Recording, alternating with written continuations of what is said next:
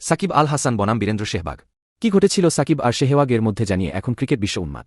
বাংলাদেশ অধিনায়কের ব্যঙ্গাত্মক মন্তব্য হিসাবে কি ঘটেছিল? সাকিব আল হাসান শ্রীলঙ্কা এবং দক্ষিণ আফ্রিকার বিপক্ষে তার প্রথম 2 ম্যাচে যথাক্রমে 0 উইকেটের সাথে 8 এবং 3 স্কোর করেছিলেন। দক্ষিণ আফ্রিকার বিপক্ষে বাংলাদেশের হারের পর প্রাক্তন ভারতীয় ক্রিকেটার বীরেন্দ্র সেহবাগ অলরাউন্ডারের বিরুদ্ধে অত্যধিক সমালোচনামূলক মন্তব্য করেছিলেন।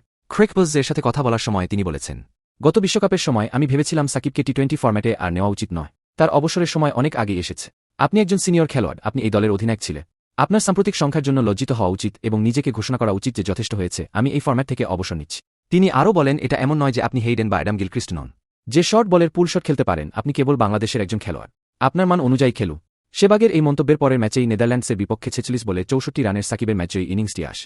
তদুপরি টুর্নামেন্টের এমন একটি গুরুত্বপূর্ণ মুহূর্তে ইনিংসটি এসেছিল যা বাংলাদেশকে সুপার 8-এ জায়গা নিশ্চিত করতে খুব ভালোভাবে সাহায্য করতে পারে। নেদারল্যান্ডসের বিপক্ষে ম্যাচের পর সেহবাগের বক্তব্য সম্পর্কে মন্তব্য করতে চাওয়া হলে সাকিব ব্যঙ্গ করে বলেন, হু ইজ সেহওয়াগ?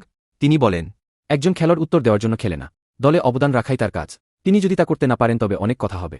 আমি মনে করি এটি এত খারাপ জিনিস নয়।